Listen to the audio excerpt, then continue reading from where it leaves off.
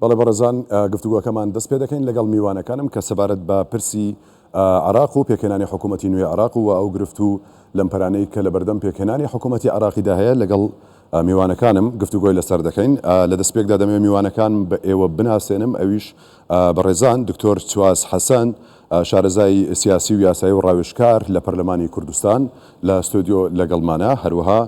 لە سلێمانی وەڕەوف ڕەباتی چاودێری سیاسی، هەروەها لە دهۆکەوە عەبدوڵڵا ساڵح ئەندامی پێشووتری پەرلەمانی عراق لەگەڵمان دەبێت. لە سەرەتادا لە ستۆدیۆ دەست پێ دەکەین لە دکتۆر چواز. دەمەوێت ئەوە لێ پرسم تەبان بەخێر بێت دکتۆر، سەبارەت بە دەستپێشخەرێکی سەرۆک بارزانی دەمەوێت ڕاو بۆچوونی تۆ بزانم، خوێندنەوەت بۆ ئەمە چییە، ڕاوسەرنجت لەبارەی ئەم دەستپێشخەریەوە دەتەوێت چی بڵێ؟ زۆر سپاس. دەمەوێت ئەمڕۆ کە یەکی شوباتە سەرەتا درود بۆ گیانی پاکی ئەو شەهیدانە بنێرم کە لەم ڕۆژەدا بەکردەوەیەکی تیرۆریستی شەهید بوون. هەر ئەو ڕۆژە کە یەکی شوبات بوو دەتوانم بڵێم کە ئەو کردەوەیە وە بە ئەنجامگرتنی گەلی کورد لەو کردەوەیەدا دەرخەری ئەوە بوو کە ڕۆڵی هەرێمی کوردستان و گەلی کوردستان چەند گەورەیە لە پرۆسەی سیاسی عێراقیدا و کاریگەری لەسەر ڕەوتی ڕووداوەکان چەند گەورەیە. ئەوەش بێگومان بۆ جەنابی سەرۆک بارزانی شتێکی تازە نییە، چکە سەرۆک بارزانی هەم لە سەردەمی خەبات و تێکۆشانی پێش ڕوخانی ڕژێمی سەدامیشدا با بڵێن کۆکەرەوەی عێراقیەکان بووە. جا ئەو کاتەی کە لەگەڵ معارەزەی عێراقی لە مەسیف سەلاحەدین چەندین دانیشتن کرا لە ساڵی 91 لە پێش ڕوخانی ڕژێم و لە ساڵی هەشتاکانیش تەنانەت. بۆیە دەتوانم بڵێم کە ئەو ڕۆڵەی کە جەنابی سەرۆکی بارزانی هەیەتی ڕۆڵێکی کۆنە، بەڵام لە ماوەی ئەم دە ساڵی پێشوودا عێراقیەکان یاخود با بڵێن کۆمەڵێک لایەنی عێراقی کە لە دەسەڵاتدا بوون ئەو ڕۆڵیان فەرامۆش کردبوو یاوە خۆت بە پێچەوانەوە ڕەفتارێکیان لەگەڵ پێگەی هەرێم و جەنابی سەرۆک دەکرد کە بە زیانی عێراقیەکان تەواو بوو لە کۆتاییشدا و ئەو ڕووداوانەی کە ئێستا ڕوودەدەن و ئەو گژی و تەنگژانێک کە ئێستا ڕوبەڕووی عێراق بۆتەوە دەرخەری ئەو حەقیقەتەیە کە دەبوایە وەکو چۆن ساڵی 2010 جەنابی سەرۆک بارزانی لە پێکهێنانی حکوومەتی عێراقیدا ڕۆڵێکی گەورەی بینی، لە ڕێخستنی ناوماڵی عێراقیەکاندا ڕۆڵێکی گەورەی بینی کە گەر هاتبایە لە دوای ئەوەشدا حکوومەتی مالێکی و حکوومەتەکانی دیکە بەردەوام بانایە لەو پەیوەندیە و لەو ڕاوێژە و لەو گرنگی پێدان و بەیاخ پێدانە بە ڕۆڵی بارزانی و گەلی کورد بێگومان عێراق نەدەگەیشتە ئەم ڕۆژەی ئێستا، چونکە ئێستا عێراق لە دۆخێکی زۆر نالەباردا دەژی لە لێواری هەڵدێرێکی گەورەدایە کە ئەگەر بێت و لەم پرۆسەی سیاسیە لە دوای ئەم هەڵبژاردنە ئەگەر بە حکوومەتێکی عێراقی ساغڵەم و دروست و تعبیر لە ویستی عێراقیەکان دروست نەبێ ئەوە بە تاکید ڕۆژگارێکی زۆرش چاوەڕێی عێراقیەکان دەکات. لە راپەڕینی تشرین ئەوەی سەلماند کە گەلی عێراق لە ناوەڕاست و لە خواروی عێراق چەند تووڕەن، چەند بێ خزمەت گوزارن، چەند بێ ئومێد بوون لە پرۆسەی سیاسی لە دوای ساڵی 2005 هەتاوەکو لەم دوایانشدا راپرسیان دەکرد، یعنی تەمەنای ئەوان دەخواست کە حکومێکی دیکتاتۆری بێتەوە، تاگرە بێتەوە، خۆسەپێن بێتەوە بۆ ئەو فەوزایی کە هەیە لە ناویاندا نەهێڵێ. ئەوە لە هەتاکو لە ڕووی زانستی سیاسەکانیشەوە شتێکی نامۆن نییە کە مەنهەجی هۆبزی پێ دەڵێن. هۆبز کە دەڵێ پێویستە دیکتاتۆرێک حکوم بکات بۆ ئەوەی کە ئەمن و ئاسایش بەرقەرار بێت. گەلکەی دەگاتە ئەو قەناعەتە کاتێک کە فەوزا دەبێت. تەبعاً لە ناوەڕاست و خواروی عێراق لە ماوەی ساڵانی ڕابردوودا فەوزایەکی زۆر هەبوو، بێ خزمەت گوزاریەکی زۆر هەبوو و لە هەمان کاتیشدا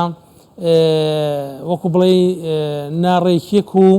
تەدەخولێکی دەولی زۆر هەبوو، ئیقلیمی زۆر هەبوو لە کاروباری عێراقدا بە شکڵێکی وەها کە بێ ئومێدبوونیان دروست کرد لای تاکی عێراقی، پاشەگەردانێکیان دروست کرد. ئەوەی کە لە ساڵی 2019 بینیمان پێتر لە 600 کەسی تێدا کوژرا، 20,000 کەسی تێدا بریندار بوو، لەسەر شەقامەکاندا بە تەواوی وەکو بڵێ گەنج و پیر و لاوی عێراقی خۆیان بەبەرگول لەدەنا بۆ ئەوەی کە پەیان بخۆیان بگەێنن بەسێتی، یعنی ئەمە تەحملی ئەو وەزع ناکەین زیاتر. ئەوە بۆ ئەم هەڵبژاردنەی بەسەرداهات کە هەڵبژاردنێکی پێشوەخت بوو. ئەو هەڵبژاردنە لەگەڵ ئەوەی کە ڕادەی بەشداریکردن زۆر کەم بوو بەڵام لە هەمان کاتیشدا دەنگدەر پەیامی خۆیدا زۆر کە ئەوانەی لەوە پێش بەرپرس بوون لەو وەزع خراپە عقوبەیدان زۆر باشە بۆ ئێستا عێراق پێویستی بڕێخستنەوەیەتی پێویستی بەوەیە قسە لەسەر ئەم ڕێخستنەوەی عێراق دەکەینەوە دەمەوێت جارێکی دیکە لەسەر پرسی دەست پێشخەریەکەی سەرۆک بارزانی پرسیارێک لێ بکەم بە جۆرێکی دیکە لە شەقامی عراقی و لەلایەن ئاستی باڵاشەوە ئەوانەی دژ بوون و ئەوانەی نادژ بوون پێشوازیەکی گەرمی لێکرا ئەم دەست پێشخەری سەرۆک بارزانی پێت وایە کە هۆکارەکەی لەبەر چییە کە بەم شێوازە پێشوازی لێکرا یەکەمیان لەبەر ئەوەیە کە هەمیشە دەست پێشخەرەکانی جەنابی سەرۆک دەست پێشخەرێک بۆ لە بەرژەوەندی گشتی خەڵکدا بوو یعنی لە ساڵی 2010 پێشترە ئەماش بۆیە متمانەیەکی بەتەکید متمانەیەکی گەورە هەیە لەوەی کە دەست پێشکەری جەنابی سەرۆک بارزانی قەت بۆ مەبەستێکی تایبەتی خۆی یاوە خود لایەنێک نەبووە بۆ وەرگرتنی هاوسەنگی بۆ ڕێخستنەوەی ناوماڵی عێراق بوو بۆ بەرژەوەندی گشتی هەمووان بووە ئەوە خاڵی یەکەم خاڵی دووەمیان لە ماوەی ئەم چەند مانگەی ڕابردوودا سەلمێنرا کە کێشە و گیرگرتێکی ئەوەندە قوڵ هەیە لە بەیانی لایەنە سەرێکەکان لە پرۆسی سیاسی عێراقدا کە پێیان چارەسەر ناکرێت حتا وەکو بە تەدەخولی ئیقلیمی چارەسەر ناکرێت بەڵکو تەماشارەکەی ئەو تەدەخولانەی کە دەکرێت لەوانەیە عینادی و لەوانەیە وەکو بڵێ قوڕاکە خەستر بکاتەوە لە چارەسەرکردن بۆیە من پێم وایە یعنی من وەکو معلومات قسە ناکەم وەکو تەسەوور و تەحلیلی خۆمە حتا وەکو یعنی تەکلیفی جەنابی سەرۆک بارزانی کرابێت داوای لێکرابێت لە ئاستی نێودەوڵەتیدا کە ئەم دەست پێشکەری بکە بۆیە ئەم گرژی و چەقبەستنی پرۆسی سیاسی لە عێراقدا حل بکە بە شکلێکیوە کە يعني توشي انهيارك نبيت لەسەر ئاستی نێودەوڵەتی بۆ تەکلیفەکە ئەمن يعني ئەوە خۆمە زۆر باشە يعني تصور يعني ئەوە هەر لەناو خۆش و لە ئاستی نێودەوڵەتیشدا تەکلیف کرابێ کە يعني ئەوە جەنابیانە دەتوانێت بەدەست پێشکەریەکی بەهێز چارەسەری ئەم کێشەیە بکات. بەڵێ دەچمە دهۆک میوانەکەمان بەڕێز ڕەئوف ڕەباتی چاودێری بەڵکو عەبدوڵڵا ساڵح بۆ پورە کاک ڕەئوف لە سلێمانیەوە لەگەڵمانە دەچمە لای کاک عەبدوڵڵا ساڵح ئەندامی پێشووتری پەرلەمانی عێراق لە دهۆکەوە لەگەڵمانە سڵاوت دەبێت کاک عەبدوڵڵا لەبارەی هاوپەیمانە سێ قۆڵیەکەوە پرسیارت لێ دەکەم پارتی سەدر و سوننەکان تۆ چۆنی هەڵدەسەنجێنی چۆنی دەبینی تا چەند ئەم هاوپەیمانیە گرنگە یاخود بە گرنگ دەزانیت؟ بێگومان هاوپەیمانیەکی زۆر گرنگە من بە تەسەورم ئەوەی ئێستا لە عێراق ڕوودەدا دەستپێکی ڕزگاربوونی عێراقە لە ژێر تەسیری دەوڵەتەکانی دەوروبەر یان نە دەوروبەر یعنی دەوڵەتەکانی دوور یان نزیک یعنی دەستپێکی شەڕێکی قورسە لە بۆ دامەزراندنی حکومەتێکی عێراقی بە بڕیاری عێراقیەکان نە بە بڕیاری نە ئیران و نە ئەمریکا و نە تورکیا و نە سعودیە و نە ئیمارات و نە هیچ دەوڵەتێک لەبەر ئەوە ئەم هاوپەیمانیەتە بنکەی دروستکردنی ئەم حکومەتەیە و ڕزگارکردنی عێراقە لەو وەزعی کە پێش ئێستا هەبووە بێگومان ئەو دەوڵەتانەی کە زەرەر دەکەن لە دەستپێکی ئەم قۆناغەیە هەموو شتێکی پێیان بکرێت دەکەن هەموو قسەیەک دەکەن و هەموو تهدیدێک دەکەن و ڕەنگە هەندێک کردەوەی عەمەلیش بکەن دژی ئەو لایەنانە کە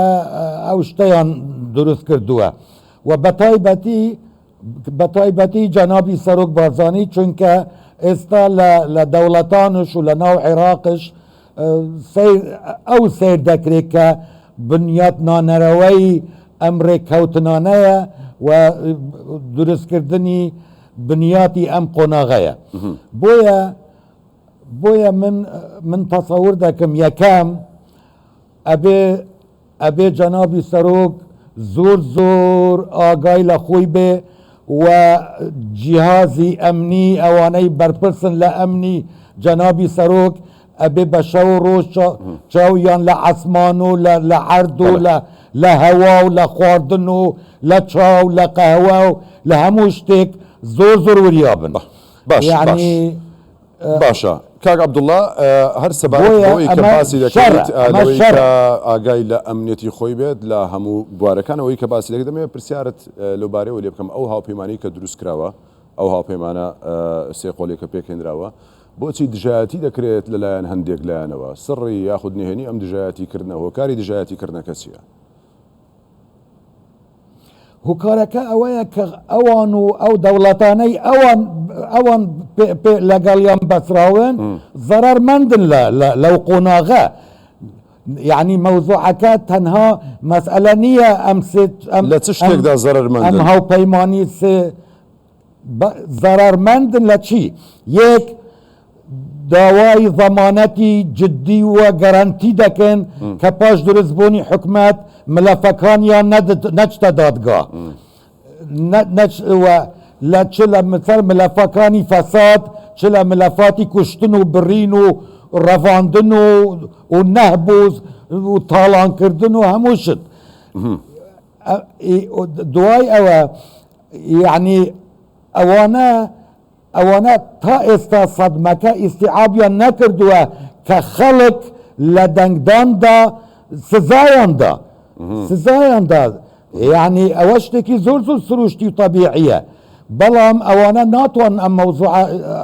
ئیستیعاب بکەن بۆیە مەوزوعەکە زۆر یعنی حەساسە زۆر دقیقە بەڕاستی ئەبێ ئێمە هەنگاوەکانمان هەموو بە دیراسەکی زۆر ورد بێ بەڵام تەنازل نەبێ لە ئارمانجەکانمان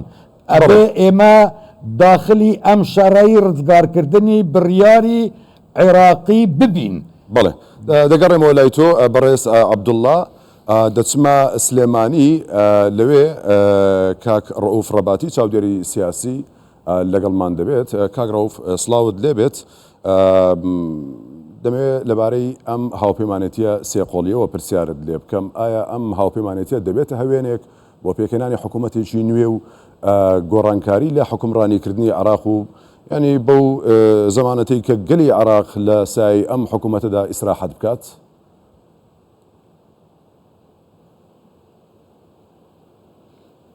بەڵێ زۆر سپاسانەکەم بەخێراتنی میوانە بەڕێزەکانتانەکەم. بێگومان دەبێت و من دڵنیام لەوەی کەوە هەماهەنگی سەدر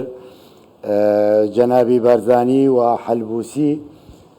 هەماهەنگیەکە کە لەلایەن زۆربەی عێراقیەکان و لەلایەن شەقامی عێراقەوە پێشوازیەکی زۆر گەرمی لێکراوە و هیوایەکی زۆریان لەسەر هەڵچنیوە و بە دەستەبەری ئیستیقراری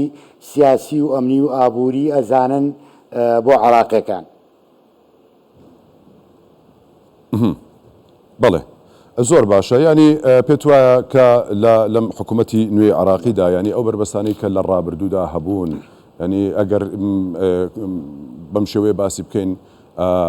ئەو میلیشیاتانە هەبوو یاخود لە ڕووی ئەمنیەوە کۆمەڵێک گرفت هەبوو ئەم حکوومەتە نوێ دەتوانێت ئەم پرسە کە تەنانەت لە هەڵبژارنەکانیشدا کە پرۆسەیەکی دیموکراتیە وەکەوەی کە زۆرێک لە چاودێران باسییان لێوە دەکرد لەبەرەوەی کە دەنجی پێویستیان نێنابوو لە هەڵبژارنەکان گرفتیان بۆ کۆمیسیۆن بۆ هەڵبژاردن بۆ حکوومەت تەنانەت هەندێک جار وەکەوەی کە هەندێک لە چاودێران باسییان لێوە دەکرد پشێوی ئەمنیشیان دەنایەوە وەکەوەی کە خۆپشاندانیش لەو بارەیە وەکرا. ئەم حکوومەتە نوێیە دەتوانێت ئەمە کۆنتترۆل بکات ینی چارەسەری ڕەوشی ئەمنی عێراق ئەگەر بە تەواویش نەکات بەڵام بەڕێژەیەکی زۆر بێت بیکات؟ بەڵێ بەڕاستی لەبەرەوەی کەوا هەر بۆ خۆی خودی پێکاتەی هەماهەنگی بارزانی و سەدر حەلبوسی هەماهەنگیەکە وەکو گوتم زۆربەی پێکاتەکانی عێراق بە زەمان و بە دەستەبەری ئەمنیەتی عێراقیەکان ێزانن و هیواداریشن کەوا ئەو حکومەتەی تەشکیلەکرێت دیسانەوە حکومەتێک بێ بتوانێت لانی کەم یعنی بەسەر زۆربەی کێشە و مەشاکیلەکانە زاڵ ببێ و بتوانێت داخوازی و داواکاری عراقیەکان دەستەبەر بکە و من قەناعەتم وایە ئەو هەماهەنگیەی کە هەیە لەوانەیە لەبەر بەهێزی هەماهەنگیەکە لە ڕۆژانی داهاتووشە زۆرێک لایەن و کوتە سیاسەکانی کەش پێویستی پێ بکەن بە تایبەتی سەربەخۆکان تشرینیەکان و لەلایەن هەماهەنگیەوە مؤشیری ئەوە شەیەکەوە دەرگا کراوەتەوە بۆ ئەو لایەنانەی کەوا لە ناو ئیتاری تەنسیقیان بتوانن بێنە ناو ئەو هەماهەنگیەوە و بتوانن ئەو دروشمەی کە جا ئەوانە ئیتاری تەنسیقیەوە دێنە نێو حکوومەتەوە حکوومەتێکی ئەقلەتی نیشتیمانی نە شەرقی نە غەربی لە کاتێکدا کە ئەگەر دەرگاش کراوە بوو بێت لەلایەن ڕموزەکانی هەماهەنگیەوە ئەو دەرگایە کراوەتەوە و دەرگا لەسەر هیچ لایەنێکی سیاسی دانەخراوە و لە ئەخیر تەسریحی خودی سەدری شاوتێتی ئێمە سەبارەت بە مفاوەزات لەگەڵ ئۆپۆزیسیۆنا هیچ ڤیتۆیەکمان نییە. زۆر باشە. دیسان هەر لەسەر پرسیا و پەیمانیە سێ قۆڵیەکە پرسیارت لێ دەکەمەوە. ئەم هاوپەیمانیە پێتوانیە لە دوای 2023ەوە هاوپەیمانیەک بوو کە لە چاو هەموو کابینەکانی دیکە کە ئامادەکاری و خۆڕی خستن دەکرا بۆ پێکەنانی حکوومەت زۆر بە خێرایی دروست کراوە تەنانەت لە ماوەیەشی زۆر زوودا سەرۆکی پەرلەمان هەڵبژێردراوە حوتی مانجیش بڕیارە سەرۆکی کۆمار هەڵبژێردرێت. پێت وایە ئەم خێراییە چۆنە هۆکار چییە کە لەم هاوپەیمانێتەدا ڕەنگ دەداتەوە؟ لە ڕاستیدا هۆکارەکان ئەتوانین ئەگەر وەکو ژمارە بیژمێرین ئەگەڕێتەوە بۆ متمانەی شەقامی عراقی بە ڕموزەکانی هەماهەنگی بۆ خۆتان دەزانن جەنابی سەرۆک بەرزانی یەکێکە لە ژمارە حساب بۆکراوەکان لە ناو معادلەی سیاسی عراقی ئیقلیمی و نێودەوڵەتیشە. هەروەها ڕموزێکی کەی سەید موقتەدا سەدرە کە لەلایەن زۆربەی عێراقیەکانەوە متمانەی پێبەخشێنراوە، هەروەها جەنابی حەلبوسی لەلایەن سونەکانەوە متمانەی پێبەخشراوە. بۆیە من قەناعەتم وایە قۆناغەکانی پێکێنانی حکوومەتی ئایندە خێراتر ئەبێ و هۆکارەکانی ژوەکوتم ئەو متمانەیە و ئەو بەهێزەیەکەوە لە خودی ڕموزی هەماهەنگیە هەیە. بڵێ بڵێ کاگڕەوف دێمەوە لای تۆ جارێکی دیکە دێمەوە ستۆدیۆ لای دکتۆر چواس. دکتۆر هەروەکو کاک عەبدوڵڵا باسی کرد ینی ئەم حکوومەتە ئەم هاوپەیمانێتیە توانای دروستکردنی حکوومەتێکی هەیە کە بەرەنگاری تەنانەت دەسوەردانە ئیقلیمیەکان و وڵاتانی دەرەوە ئەوانەی کە دەسوەرداریان هەبووە بۆ عێراق بەرەنگاری ئەمش ببێتەوە بربەست لە بەردەمیان دابنێت. پێت وایە فعلەن ئەم هاوپەیمانێتیە سێقۆڵیە دەتوانێت ئەم بربەستە لە بەردەم دەستی دەرەچی یاخود ئیقلیمی کە لە ڕابردوودا ئەوەی کە هەبووە لە عێراق ئەم دەستە ڕابگرێت؟ لە حقیقەتدا دەتوانین بڵێن کە ئەمەلی هەموو عێراقیەکان بەوەیە کە ئەو هاوپەیمانێتە بتوانێت ئەوە بکە یا دەنگدانی عێراقیەکان بۆ ئەوەیە کە بتوانێت ئەو هاوپەیمانێتە ئەوە بکە. مەسەڵەن ئەو هاوپەیمانێتە لە سێ لایەنی سەرەکی پێک دێت. یەکێک لەوانە کە پارتی دیموکراتی کوردستانە مەسەڵەن لە هەرێمی کوردستاندا بە زۆرترین دەنگ و سونەکان تقریبان ئەو دوو لایەنەی دوو باڵەکی سونە کە لە هاوپەیمانێتەکەدا هەن کە زاڵن بەسەر هەموو کورسیەکان و دەنگەکانی سونەکاندا و لە ناو شیعەشدا ئەمە دەبێت تەحلیلێکی بۆ بکەین، یعنی بڵێن سەدر و هەماهەنگی و ئەوانەی کە سەدر و هەماهەنگی نین چۆن دابەش بووە. ئەمە گەر تەماشای عادەت بکەین نزیکەی 5 ملیۆن دەنگ بۆ لایەنە شیعیەکان چووە. لەو 5 ملیۆنە تقریبان 800 بۆ 900 هەزاری بۆ سەدر چووە، ملیۆنێک و 600 تقریبان 700 هەزاری بۆ هەماهەنگی چوە بۆ ئیتار چووە بۆ هەموو لایەنەکانی ئیتار و 2 ملیۆن و نیوی بۆ تشرینیەکان و بۆ مستەقیلەکان چوون لە ناو شیعەدا کەواتە گەر تەماشای شەقامی شیعی بکەین، یعنی شەقامێکە با بڵێن نیوەی دەنگەکانی داواتە نخبەیەکی نوێی سیاسی کە سەر بە هیچ لایەنێک یاخود لە پرۆسی سیاسیدا نەبوون. ئەمانە تازان ئەمە تاقی کردوتەوە یان قەناعەتی پێ هەیە؟ ئەمە لەبەر ئەوەیە کە ئەمەلی پێ هەیە، یعنی ئەو 2 ملیۆن و نیوە دەنگەی داوە بە خەڵکی سربەخۆ لە تشرینیەکان لەبەرەوەی کە ئەمەلی پێ هەیە ئەوەی بۆ بێنێتە دی ئەو غەڵەتانە ڕاستکاتەوە کە لەوە پێشڕوویە نەداوە سەدریش بە هەمان شێوە بەڵام ئێستا ئەوگەرمە تەماشا بکەین سەدر بۆ لە ناو شیعەدا بۆ هاتو تەوازیها تقریبا لە 120 کورسەکانی کە شیعەوە دەسێناوە لای سەدرە لە 120 لای هەماهەنگیە لە 120 لای مستەقلین و تشرینیەکانە کەواتە لێرە هەماهەنگی کە تاوەکو ئێستا حکمی عێراقیان دەکرد ئەمانە یەک لەسەر سێ شیعە دەنگیان هێناوە کەواتە ئەوانە ئێستا لە ژێر زەختێکی زۆردان لە پەراوێزدان بە سەدر لەبەرەوەی کە لە هەمویان منەظەمترە لە ناو شیعەکاندا و دەنگێکی باشی هێناوە هاتوتە پێشەوە بەڵام لێرەدا ئەو ئەرکەی کە لەسەر شانی سەدرە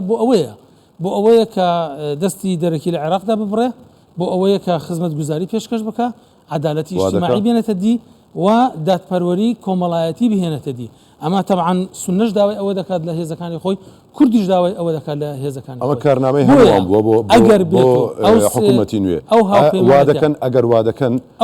لێ دەگەڕێن ئەوە بکەن ئەو هاوپەیمانەتیە کەواتە ئەرکی سەرەکی لەلایەن شاریعی عێراقیەوە بە کورد و بە سون و بە شیعە بۆچیە بۆی خزمەت گوزاری بۆ عەدالەتە بۆ نەهێشتنی پەراوێزخستنی یەکترە بۆ ئاوادانکردنەوەیە ئەوە مەطلەبە ڕئیسەکانی شاریعی عێراقیە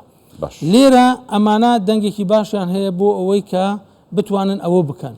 و بینیمان لە ناو هۆڵی پەرلەماندا لە هەڵبژاردننی سەرۆک و جێگرەکانی سەرۆکی پەرلەماندا بای ئەوەندە دەنگیان هەبوو کە بە سەلسی و بە ئاسانی ئەوە تێبپەڕێنن هەتا هەماهەنگیان ناچار کرد کە پەنابەرێتە بەر هەندێک وەکو بڵێ شێوازی یان دادگا یان تێکدانی دانیشتنەکە کەواتە لێرە ئەمەل هەیە بەوەی کە لە تشکیلی حکومەتیش ئەمە بە ئاسانی تێبپەڕێت یعنی ئەو زەحمەتەی نەبێ لە هەڵبژاردننی سەرۆک کۆماریشدا من دەتوانم بڵێم هەڵبژاردننی سەرۆک کۆماریشدا بەڵێ ئەمە تێدەپەڕێت هەڵبژاردننی سەرۆک کۆمار لە خۆناغی یەکەم دەبە دوو لەسەر سێ لە خۆناغی دووەمیان دەبە زۆری نەیە زۆری نرفان تاقی کردەوە لە هەڵبژاردننی سەرۆکی پەرلەمان و جێگرەکانی دەکە بە ئاسانی وەدەسات لەلایەن ئەو هاوپەیمانێتیەوە بۆی ئەوەش دەبەجێ دەکرێت کەواتە لێرەدا بای ئەوەندە دەنگ هەیە بۆ ئەو هاوپەیمانێتە کە بتوانێت لە پەرلەماندا بە تا ڕادەیەکی ئاسان بیر و ڕاو بەرنامە و پلان و ویستەکانی خۆی تێبپەڕێنێ بەڵام دەبێ بڵێم لەسەر ئەرزی واقع کێشە و گیر و گرفتی لە بەردەمدا دەبێت کێشەی بۆ دەنێتەوە چونکە ئەو هەماهەنگی کە لە بەرامبەری شێتی ئەویش مەسەلەن سەرچاوی دارایی خۆی هەیە هێزی ڕێکخراوی هەیە هێزی سەربازی هەیە خیبری عسکەری و با بڵێن سیاسی هەیە و عیلاقاتیشی هەیە و لەسەر هەندێک هاوکار و هەندێک مەساڵحیش هەیە هاوکارەکان طبعا هاوکاری دەرەکی تێدایە کە ئێران یعنی ئەمەلێکی زۆری پێ هەیە هەرچەندە من تەسەوەر دەکەم لەوانەیە لەم قۆناغەدا ئێران بەو شکڵە پشتگیریان نەکات کە ئەوانە بتوانن فەوزا دروست بکەن بەڵام لە هەمان کاتیشدا دەست بەرداریان نابێت کە ئەوانە لەناو بچن بۆیە لێرە ئەمە دەبێت تەوەقع بکەین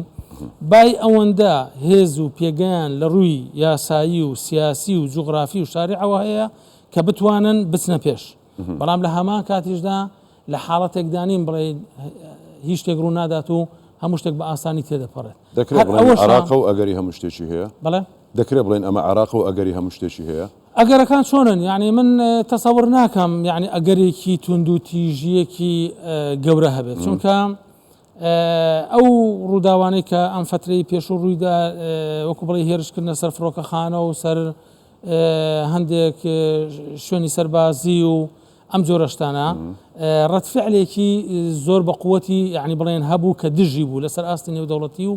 لەسەر ئاستی ناوخۆی عێراقیش هەتاوەکو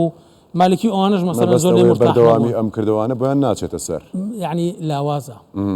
یعنی لانی کەم لە قۆناغی ئێستادا چونکە لێ نەشارمەوە یعنی شاریعی عێراقی کە لە تشریندا هێزی خۆی پیشاندا توانی ترسێکی وەها بخاتە دڵی ئەوانەوە کە ئەگەر ئەم شارع جارێکی دیکە بێتەوە سەر جادە و خۆپیشاندان زۆر لەوەی 2019 تونتر دەبێت و زۆر لەوەش چاونەترستر دەبێت کە لە 2019 هێتی و زۆر ڕێکخراوتر و منەظەمتریش دەبێت بۆیە دەبێت بڵێ ئەو لایەنانە ئەویان لە بەرچاوە ئەو شارعە کە لە 2019 کەمتر ڕێکخراو بوو کەمتر ناسراو بوو کەمتر هێزی خۆی تاقی کردبووە چ کاریگەریەکی هەبوو ئەی ئێستا ئەگەر سەدری لەگەڵ بێ ئەگەر 2 ملیۆن و نیو دەنگی با بڵێن مستەقلین و ئەوەی لەگەڵ بێ ئەندام پەرلەمانەکانی ئەی ئەگەر خیبرەی هەبێ ئەگەر لایەنگری نێودەوڵەتی هەبێ ئەگەر لایەنگری هەرێمی هەبێ ئەگەر لایەنگیری ناوخۆی هەبێ پێ دوایە هەروە بە ئاسانی ئەو شارع دەکرێت سەرکوت بکرێت ئەم شارع جارێکی دیکە ناچێتەوە ژوورە دەبێت ئەو گۆڕانکاری کە دەیەوێ دروستی کات پێت وایە ئەم حکوومەتە بەرهەمی ئەم شارع عراقیە بە تەواوی جیاواز لە کابینەکانی ڕابردوو بەتاکید ئەم حکوومەتە هەر بۆ خۆی هەڵبژاردنەکە لەژێر زەختی ئەم شارع و کەمتر خۆپشاندانی دەستی دەرەچی تێدا هەبوو ئەم جارە یعنی لە چ ناحەیەکەوە لە هەر ڕوویەکی دیکەوە بێت ئەسامە بەس هەڵبژاردنمان کردو لە ڕووی هەڵبژاردننیشەوە لە ڕووی هەڵبژاردننیشەوە تەماشامان کرد یعنی لە ڕووی نەزاهەتی هەڵبژاردنەوە ئەم ئەگەر دەسوەردانیش هەبێت بەرهەمی نەبووە بەرهەمێکی نەبووە و زۆر مەحدود بووە بۆیە دەبێت حساب بۆ ئەو شارعە بۆ ویستی بۆ تووڕەبوونی بۆ ئەوەی بکرێ حتا ئێرانیش حتا لایەنە نێودەوڵەتەکانیش ئەگە حسابی بۆنەکان نابێت تەسەور بکەن یعنی ئەمەی کە لە ساڵی 2014 و 15 بۆیان دەچۆ سەر لە حکومکردن یعنی ئەو لایەنانە کە حکومی عراقیان دەکرد بەویستی خۆیان بەو شکڵە بۆیان دەچێتە سەر سەدر ئەگەر بزانێت تەدەخولێکی زۆر بەهێزەوە بەرنامەی کارەکەی ناچێتە سەر لە حکومەت دەکشێتەوە دەستی شاریعش بڵاو دەکاتەوە دەستی لایەنگی خۆشی بڵاو دەکاتەوە ئەو کاتە چێ دەتوانێت زمانی ئەوە بکات کە لە 2019 زۆر قورستر لەسەر ئەم پرسە دەگەڕێمەوە با لەگەڵ کاک عەبدوڵڵا قسە بکەم لەسەر کشانەوە ئەگەر بێت و ئەمە ڕوو بدات سەدر دەتوانێت بکشێتەوە درێژە پێدەدەین قسە لەگەڵ دەکەم کاک عەبدوڵڵا لە دوهۆکەوە جارێکی دیکە دێمەوە لای جەنابەت جارێکی دیکە لەسەر پرسی دەستوەردان ئەم پرسیارەت لێ دەکەم ئەنی ئەم حکوومەتە بە شێوەیەک دەبێت کە بە تەواوی ئەم دەستە ڕادەگرێت کە ئەگەر بێوێت دەستوەردان بکات لە کاروباری عراقدا و لە ڕووی ئەمنیشەوە بە تایبەت دەمێمە بەسی تۆ لەم بارەوە بزانم من گوتم بەڵێ من گوتم ئەمەی ئێستا ئەوەی ئێستا ئەو شەڕی ئێستا هەیە دەستپێکی قۆناغێکە ناوی ئەو قۆناغا ڕزگارکردنی بڕیاری عێراقیە لە دەستێوەردانی دەستێوەردانە ئەوە سەید سەدرت بێژت نە شەرقی نە غەربی و خەزعەلیت بێژت نە شیمالی نە جنوبی ئەمت بێژین نە شەرقی و نە غەربی و نە شیمالی و نە جنوبی يعني دەستپێکا قۆناغێکەیە طبعا ئەvە ئاسان نینە دنیایەک گیر و گرفتایە بۆ مەوزوعێکی هەی ئەم زانین 2003 وەرە یعنی عەلەقەل هیچ نەبش 2006 و 7 وەرە حتا ئەv نوها دوڕاین ئەوانە حکمی عێراقیە کردی گەل بەشدار بیە ما و لایەنین دیژی دنیایەک مەساڵەحای چێبی دنیایەک گرۆپێت چەکداریە چێبین چ ئەوێت ڕێخستی سەرب ئیرانێ و چ ئەوێت وەکو مافیا وەکو عسابات گەلێکێت هەنگ وێ خوێنادن ئیرانێژی دیفاعش خۆ دکن یعنی دیفاعش مەساڵحت خۆ دکن فەv مەوزوعەک یعنی نە ئاسانە لێ ئەvە دەستپێکە و ئەس تەسەور ناکەم يعني حكومتك 4 ساڵە دا بشێت هەممی وی مەوزوعی بدرستی صافی کرد لێ ئەگەر ئەvێ حکومەتان نوها چێ بێت شیا خلال 4 ساڵێت بێتە 3 سەدێژی ji vê armancê cêbecê kir ئەvە سەرکەفتنێک mezin e بۆ ئایندê باشە پێم وا بێت پەیوەندیەکەی کاک عەبدوڵڵا پچڕا ئەگەر هاوکارانم تاوەکو پەیوەندیەکە بەردەست دەکەنەوە دەچینە سلێمانی لەوێ کاک ڕەوف ئەم پرسیارە لێ دەکەم کاک ڕەوف دۆخی عێراق کە ئێستا و دەگوزارێ تۆ چۆن سێری نێوماڵی کورد دەکەیت باشە خراپە خوێندنەوەی تۆ چییە سەبارەت بەمە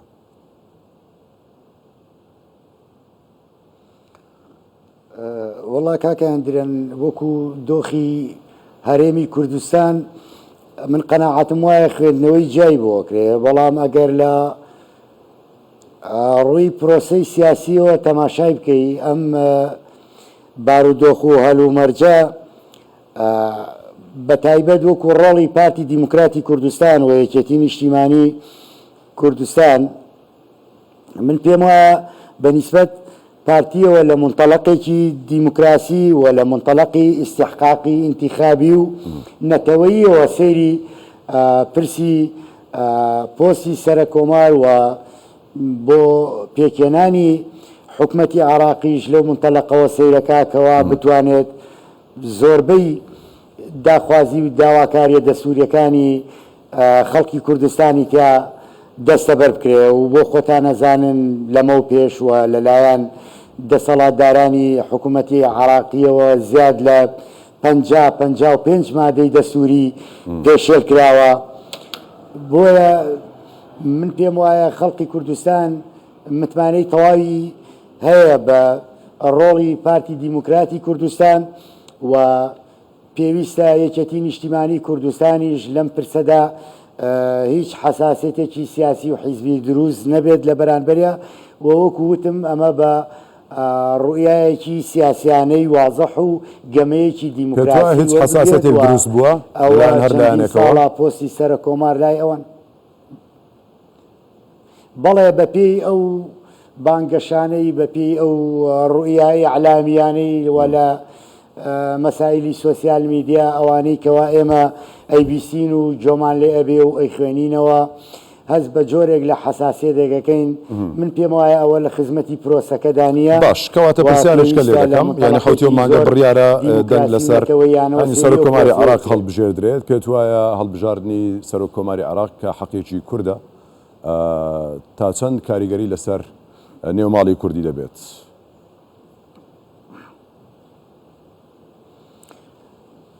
لەبەرەوەی کەوا پۆستی سەرە کۆمار پۆستێکە ئستحقاقی نەتەوەییە و لەبەرەوەی کەوا پارتی دیموکراتی کوردستانی ژۆکو ئستحقاقی ئینتیخابی براوەی یەکەمە و لە ڕوویای پرسی دیموکراسیشەوە و لەم منتەلەقە نەتەوەییەوە کە ئاماژەم پێەیە من پێم وایە لەلایەن خەڵکی کوردستانەوە پرسەکە زۆر بە ئاسایی وەرئەگیرێ و ئەو حساسیتەشی کە ئێستا هەیە و ئەبینرێ حساسیتێکی ملی نییە تەشەنوجێکی ملی نییە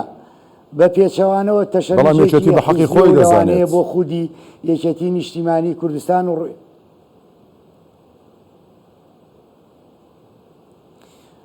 بەڵێ یەکێتی بە حەقی خۆی ئەزانێ بەڵام پارتی دیموکراتی کوردستانیش لە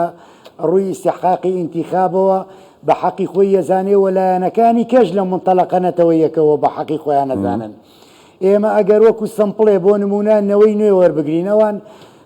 هەڵبژاردەی خۆیانەیە بۆ سەرۆکی کۆمار باشە بۆچی حەق بدرێ بە نەوەی نوێ کە یەکێکە لە ئەو هێزانەی خاوەنی نۆ کورسیە بۆ ئەو شەرعێتە نەدرێ بە پارتی دیموکراتی کوردستان و بۆ ئەبێ پارتی لەم گەمە دیموکراسیەتە ئەگەر دەست بەرێ بۆ ئیستحقاقی ئینتیخابی خۆی بە بزانرێ. زۆر باشە دێمەوە لای تۆ کاگڕەوف جارشکە دێمەوە لای دکتۆر چواز لە ستۆدیۆ هەر لەسەر پرسی سەر و کۆمار قسە لەگەڵ دەکەم پارتی کاندیدی خۆی هەیە و یەکێتیش کاندیدی خۆی هەیە ئەکە بەرهەم ساڵحە پێشتریش سەر و کۆماری عراق بووە چ شتێک لەم نێوەندەدا هەیە ینی یەکێتی بە حەقی خۆی دەزانێت پارتیش بە لەسەر ئەساسی دەنگ و ئەو حەقیکە لە ئینتیخاباتدا بەدەستی هێناوە بە حەقی خۆی دەزانێت دەمەوێت لەم بارەوە ڕابۆچوونی تۆ بزانم تۆ خوێندنەوەت بۆ ئەمە چییە بە تایبەتی حوتی مانگ سەرۆکی عراق سەر و کۆمار هەڵدەبژێردرێت؟ پێم وایە کە لەلایەن پارتی دیموکراتی کوردستانەوە پۆستی سەر و کۆمار بە ئستحقاقی کورد دەزانرێت و پارتی دیموکراتی کوردستان دەیەوێت یعنی ئەوە تەسبیت بکرێت کە ئەم پۆستە پۆستی حیزب یاخۆ لایەنێکی دیاریکراو نییە پۆستی میلەتێکە کە خەباتی بۆ کردو پتر لە 100 ساڵ تێکۆشانی بۆ کردووە بۆیە دەبێت دانانی کەسێک لەو پۆستەدا بە ڕەئی ئەو میلەتە بێت و بە تەشاور بێت و بە ڕەیەکی کوردانە بێت یعنی بۆیە لێرەدا ئەگەر بێت و حیزبێک یاخۆ لایەنێک بە پۆستی ئەو پۆستە بە حەقی خۆی بزانێت ئەو پارتی دیموکراتی کوردستانیش دەتوانێت کە یعنی بچێتەنا ئەو پرۆسەیەوە و کە ئەو دوو ئەوەندە زۆرترین کورسی هەرێمی کوردستانیشی هەیە شەرعیەتێکی ئینتیخابی زیاتریشی هەیە لە ئەوکانی دیکە کەواتە بۆچی ناتوانێت ئەو کاندیدێکی هەبێ بۆچی پێداگری دەکات بەلای منەوە من دەبێت ئەمە لە یەکێتی بپرسین ینی بەسەرم بۆچی وە تەماشای ئەو پۆستەرەکان وەکو ئستحقاقی حیزبی ینی لەسەر چ بنەمایەکە چونکە نە بنەمایەکی دەستوری تێدا دیارەوە نە بنەمایەکی کوردانەش ئیتیفاقراوە لەسەر ئەوەی کە ئەم پۆستی ئەم حیزب بێ یاخود ئەو حیزب بێ ئەمە پۆستێکی میلەتێکە و پێویستە بە تەشاور بێت بە ڕێکەوتن بێت باشە بەڵام باسی ڕێکەوتنی استراتیژی دەکرێت کە لە نێوان پارتیۆچێتیدا بوو تۆ وەکو چاودێرێک ئەم ڕێکەوتنە تا چەند کاری پێ دەکرێت ئێستا ماوە ئەم ڕێکەوتنە ئەم ڕێکەوتنە زۆر دەمەکەیەکی نیشتیمانی کوردستانی ئەعلانی کرد کە نەماوە ساڵی 2014 و 15 ئەوانەدا بوو یعنی ئەوەی کە لە واقعیشدا دەبینین ئەمە هیچ ڕێکەوتنێکی استراتیژی نبینن یعنی ئەوەی کە هەیە لایەنەکان لەسەر ئەو بابەتانەی کە دێتە پێشەوە گفتوگۆ دەکەن ڕکابەری دەکەن ڕێک دەکەون نەک بڵێ چوارچێوەیەکی ئیستراتیژی هەبێت ئەگەر چوارچێوەیەکی ئیستراتیژی هەبێت مەفروزە لە بەرژەوەندی باڵەکانی گەلی کوردستانەوە بێت چ لە بەرژەوەندی ئەو بێت ئەو چوارچێوەیە یعنی هەموو حیزبەکان و هەموو لایەنەکان لەسەر یەکتر کۆ بکاتەوە ڕاستە ڕکەبەری ینی انتخابات دەکرێت بەڵام پێویستە لە دوای انتخاباتدا لەسەر بەرژەوەندی گشتەکانی گەلی کورد لەسەر ساختکردنەوەی بەرنامەی گەلی کورد بۆ داهاتوو لەناو پرۆسی سیاسی عراقیدا ڕێک بکەون و لایەنەکان بچن لە بەغدا بە پێی ئەو بەرنامەیە و لەسەر ئەساسی ئەو بەرژەوەندیە تعامل بکەن لەگەڵ لایەنەکانی دیکەی عراقی و بۆی کە بتوانن مافی گەلی کورد بپارێزن یعنی ئەگەر حقیقەت ئێستا ئەوە دەبینی ئەو ئەوشتە نییە باش فاتە چ ڕێکەوتنێکی استراتیژی هەیە باش دەمێ پرسیارێکی دیکە لێ بکەم ینی زۆربەی چاودێران و بەرپرسانیش لایەنە جیاوازەکانیش لێدوانیان هەیە بۆ کوردستان 24 باس لەوە دەکەن کە بە پێی ئەو حساباتی دەنجی پەرلەمان کە کاندیدەکەی پارتی دەردەچێت بۆ سەرۆک کۆمار باش ئەگەر کاندیدەکەی پارتی دەرچوت چ لە وەزەی عراق دەگۆڕێت و چ ئەهمیەت و گرنگێکی دەبێت بۆ هەرێمی کوردستان ئەمە دەبێت تەماشا ئەوە بکەین ئەگەر ئێمە لە عێراقدا شەریک بین دەبێت لە ناو پرۆسی سیاسی عێراقیشدا تەواجودمان هەبێت ئەو تەواجودەش لە ڕێگەی ئەو پۆستە سیادی و هەستیارانەوەیە کە ئەو پرۆسە سیاسی بەڕێوە دەبن ئەو کاتە دەکەوێتە سەر ئەو کاندیدە و بەرنامەی گەلی کورد بۆ ئەوەی کە یاخود بەرنامەی پارتی دیموکراتی کوردستان بۆ ئەوەی کە بتوانێت ئەو قدرەت و توانا و اختصاص و دەسەڵاتانەی بەو پۆستانە دراوە کە لە پشکی کووردا بەکاریان بێنێت لەسەر حقیقەتی خۆیان ئیتر کەم بێ و زۆر بێ گرنگەوەیە تۆ هەوڵ بدەیت تۆ دەستورێکت داناوە و دەنگت پێداوە لە ساڵی 2005 و قبولت بووە پێویستە ئەو دەستورە بهێنی ئیستیفادی لێ بکەی بە پێی ئەو ماف و ئیستحقاقانەی تۆ لە ناو دەستورەکەدایە و ئەو پۆستانێک کە پێی ئەو دەستورە دەگری مەفروزە بەکاری بێنی بۆ جێبەجێکردنی دەستورەکە یەکەمیان دووهەمی نیشان بۆ پاراستنی مافی گەلی کورد لەناو ئەو پرۆسەیەدا ئیتر ئەوە دەکمێنێتەوە سەر ئەوەی هەر کاتێک ئەو پۆستە کە بەکارهێنرا دوایی ئەمە دەتوانین هەڵسەنگانێک بۆ بکەین ئایا مافەکانی ئێمە لەناو ئەو دەستورەدا بە تەواوی زامن کراوە ئایا ئەو پۆست و دەسەڵاتانەی کە بەر ئێمە دەکەوێت لەناو ئەو دەستورەدا دەتوانرێت ویستەکانی ئێمە تێر بکات ئەگەر نتوانانی ویستەکانی ئێمە تێر بکات دەبێت هەوڵ بدەین جارێکی دیکە گۆڕانکاری لە دەستوردا بکەینەوە بە شکڵێکی وا کە لە ئاستی ئیستحقاقەتمان دەبێت زۆر باشە دێمەوە لای تۆ دەچمەوە دهۆک پێما بێت پەیوەندەکەی کاک عەبدوڵڵا ئێستا بەردەستە کاک عەبدوڵڵا جارێکی دیکە سلااوت لێبێت هەر لەسەر پرسی سەرۆکۆماری عێراق پرسیارت لێ دەکەم پارتی کاندیدی خۆی هەیە و یەکێتی کاندیدی خۆی هەیە هەر یەکەیان بە حەقی خۆی دەزانێت کە کاندیدی خۆیان بە شایستەتر دەزانن ئەمە بابەتێکە حەقێکی ئینتیخابیە یاخود بابەتێکی دیکەی شتێکی دیکەی لە پشتەوەی کار کەسەوە ئەم داوایە دەکەن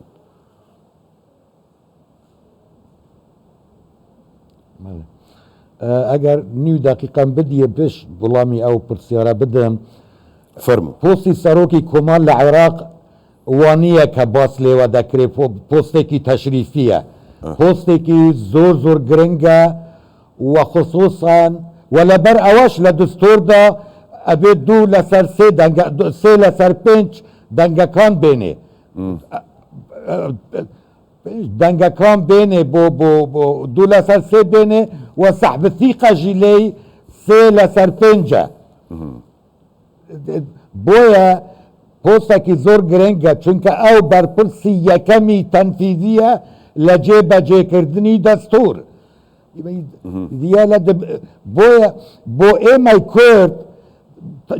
بۆ نمونە جێبەجێکردنی مادەی 140 لە سەرۆک کۆمارەوە دەست پێ دەکێت نە لە حکومەت هەنگاوی یەکەم ئەبێ لە سەرۆک کۆمار بێ نە لە حکومەت بەڵام کاک عەبدوڵڵا چەندین ساڵە حەفدە ساڵە ئەم پۆستە لە لای کووردە تا ئێستاش ینی پرسی مادەی 140 هەراوها ماوەتەوە بە هەڵواسراوی ئەی بۆ تا ئێستا نەکراوە چونکە دەستۆر چونکە نەکراوە من بۆ خۆم نەکراوە من خۆم بە ڕەحمەتی مام جەلالم گوت کە جەنابی سەرۆک کومار بوو لە دەورەی یەکەم کە لە بەغدا بووم ئەم خاڵم پێ گوت و حتا گوتی بۆ من بنووسە صفحەیەک نەدرێژ بێ ئەو مەوزوعە و بوشم نووسی بە جەنابیشم دا و خوا عەفوکێ یعنی بە سەرۆک مام جەلال کەسا بوو لە بەغدا بەڵێ يعني او بوستكي تشريفي نية نظريكي غلطة يعني دو مادة تحديدي هني سروك دكن مادة يك قالت يك دو سي چار او بس مادة لو انتر رمزي عراقة راعي الدستورة مسؤولة لجبجي كردني دستور جزئية كما للسلطة التنفيذي باشا كواتا أم دەسەڵاتە يعني چی بۆ کورد دەکات من أم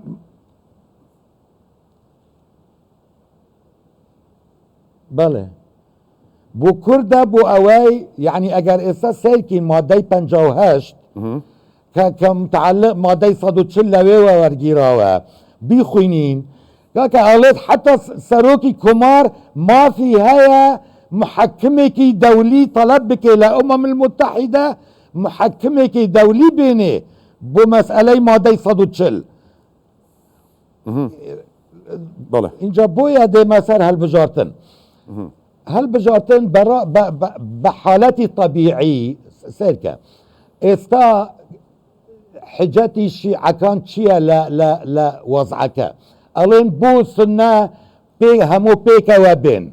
بو كرد با استا خلافيان هبه بس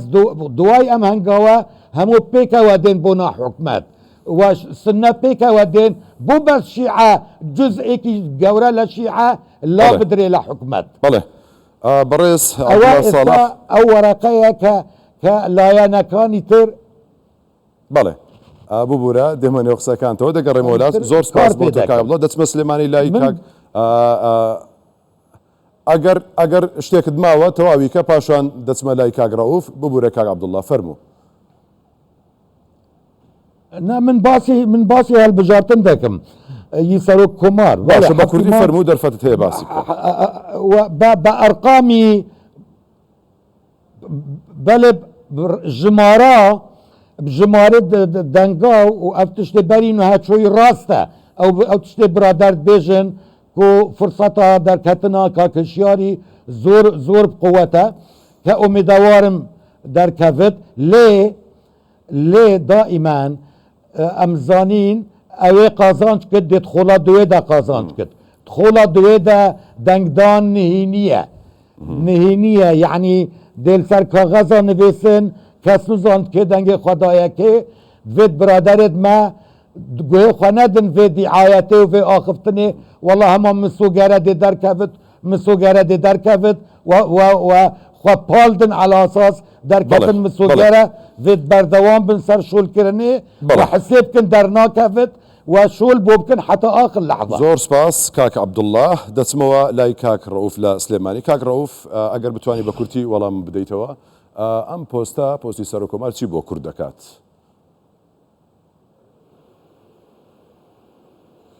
بەڵێ لە ڕاستیدا ئێمە ئەبێ لەو منتەڵەقەوە جوابی ئەو پرسیارە بینەوە کە پێشتر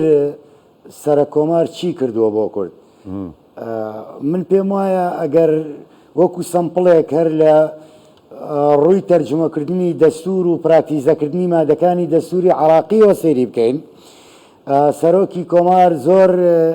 مقەسر بووە لەبەرەوەی سەرۆکی کۆمار پێی ئەوترێ حامی دەستور العراقی کەواتە ئەگەر نزیکەی 55 مادەی دەستور پێشێلکرابێ ئەو کەسەی کەوا مقەسرە بەرامبەر بە تەرجمەکردنی دەستوری عراقی ئەوە سەرۆکی کۆمارە بۆیە من لەگەڵەوە دانیم کەوا وەک دەوترێت سەرۆکی کۆمار تەنها پۆستێکی تەشریفی بێ بە پێچەوانەوە لە زۆر جمگەی دەسەڵاتە تەنفیزی و تەشریعەکانە سەر کۆمار دەتوانێت ڕوئیای خۆی هەبێ و بڕیاری خۆی هەبێ و بتوانێت هەندێک کێشە و گیر و گرفتی استراتیژی هەیە داخل بێ و چارەسەری بکە. بۆیە من پێم وایە خودی سەر کۆماریش بۆ خۆی تا ئێستا مقەسیر بووە سەبارەت بە جێبەجێکردنی بڕگە و مادەکانی دەستوری عراقی. بۆیە ئەگەر بێت و ئەم پۆستە تازە بکرێتەوە لەلایەن کەسایەتیەکی ترەوە و ئەوە خواستی عراقیەکانیشە بەڕاستی کە تێستێکی تەواوی دەسەڵاتەکانی پێشویان کرد بە هەر سێ دەسەڵاتەکەەوە بە دەسەڵاتی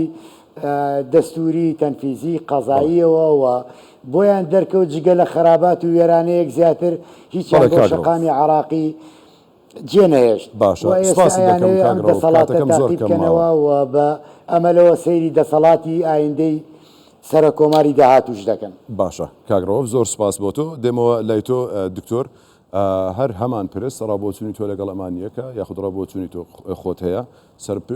پۆستی سەر کۆمار چی بۆ کورد دەکات دەتوانێت چی بکات؟ من دەتوانم بڵم کە پۆستی سەر کۆمار عسایەکی سەحری پێ نییە کە هەموو کێشەکانی عێراق لە ڕێگەی پۆستی سەر کۆمارەوە حەل بێ، بەڵام